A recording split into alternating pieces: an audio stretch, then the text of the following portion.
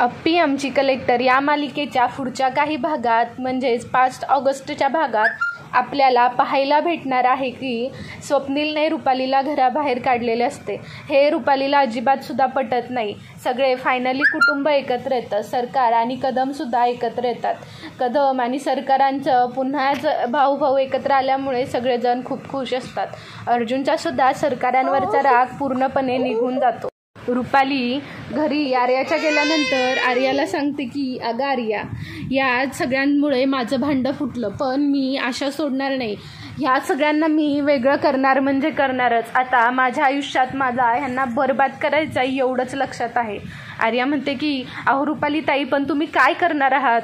रुपाली जरा विचार करते आणि म्हणते की आर्या, तू आता फक्त बघच मी काय करते ते. नाही यांच्या तोंडातलं पाणी पळवलं ना तर नावाची रुपाली नाही.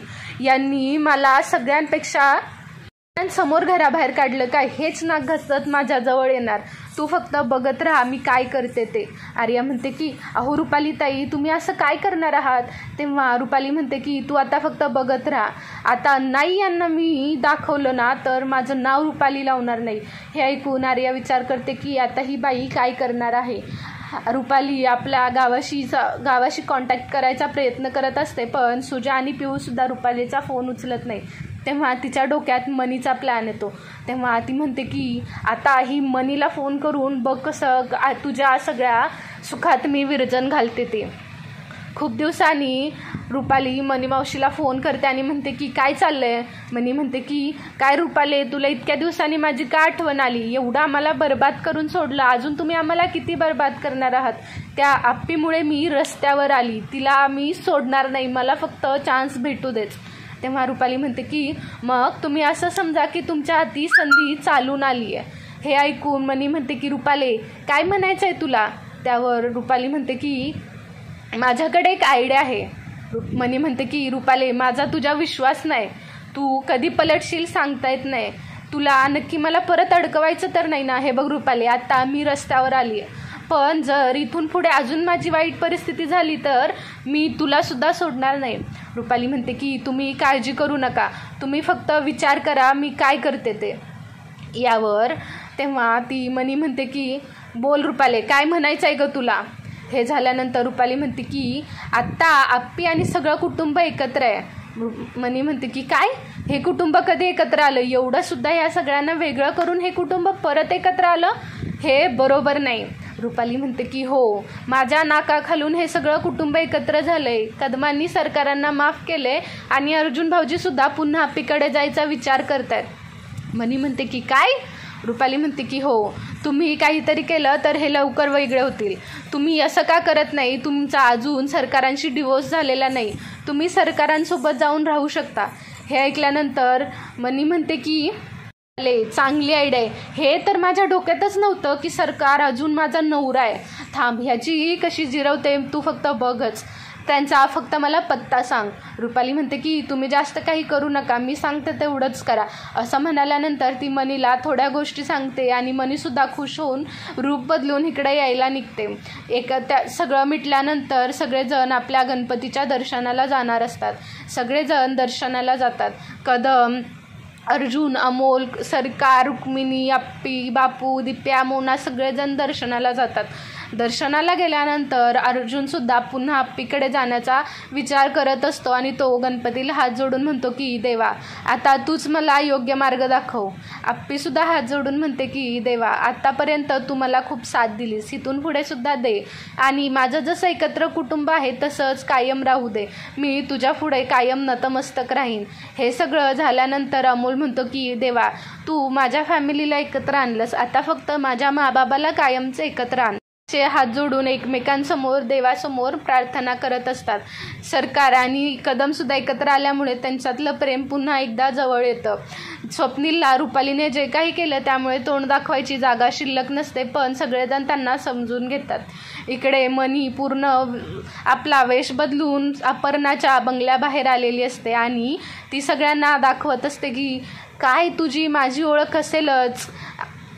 असं म्हणत ती आप्पीच्या बंगल्याच्या पुढे गेट उघडून जात असते आणि तिची वाईट नजर बंगल्याला लावत असते आणि म्हणते की आप्पे, तू माझ्यासोबत जे पण केलं ते मी विसरणार नाही. आता परतफेड करण्याची वेळ आली आहे. तुला तुझ्या कर्मांची शिक्षा मी देणार. तेव्हा ती रूप बदलून आलेलं पहिल्यांदा कोणाला कळत नाही, पण नंतर ती म्हणते की नावाची हाय मनी, भल्या भल्यांना पाजील पाणी. पे, तुझे दिवस संपत आले.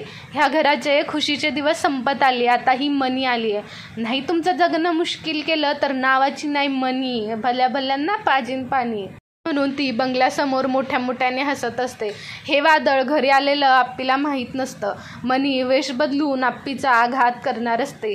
आप्पी सगळं दर्शन करून, खूप कदम कुटुंब एकत्र आहे ह्या खुशीत असते. सगळेजण दर्शन करून आपल्या घरी जातात. घरी गेल्यानंतर ते खूप खुश असतात. मोनासुद्धा सगळ्यांना समजून घेण्याचा प्रयत्न करत असते. तेव्हा वेश बदलून मनी घरात जाण्याचा प्रयत्न करते. तेव्हा अमोल तिला अडवतो आणि म्हणतो की ओ आजी, तुम्ही कोण? मनी म्हणते की अरे बाळा, मी इथं काम करायला आली आहे. हे कलेक्टर मॅडमांचं घर आहे ना, मला काही काम मिळतंय का हे बघायचं आहे. अमोल म्हणतो की तुम्ही इथेच थांबा, मला बोलवून येतो. असं म्हणाल्यानंतर तो आतमध्ये जातो आणि म्हणतो की तुला भेटायला कोणीतरी आलं आहे. हे बघून आप्पी विचार करते की घरी कोण मला भेटायला आलं, म्हणून ती बाहेर जाते. बाहेर गेल्यानंतर त्या मनीकडे बघितल्यानंतर आप्पी म्हणते की काय आजी, बोला, काय काम आहे. मनी गोड बोलून तिला म्हणत असते की वेश बदलून आलेली असते, त्यामुळे आप्पीला कळत नाही की ती मनी आहे. मनी म्हणते की बाळा, मला काही काम दिलंस तर खूप बरं होईल गं. मला राहायचे वांदे झालेले आहेत. मुलांनी घरातून बाहेर काढलेलं आहे. 2 टाईमचं सुद्धा काही खायला भेटत नाही.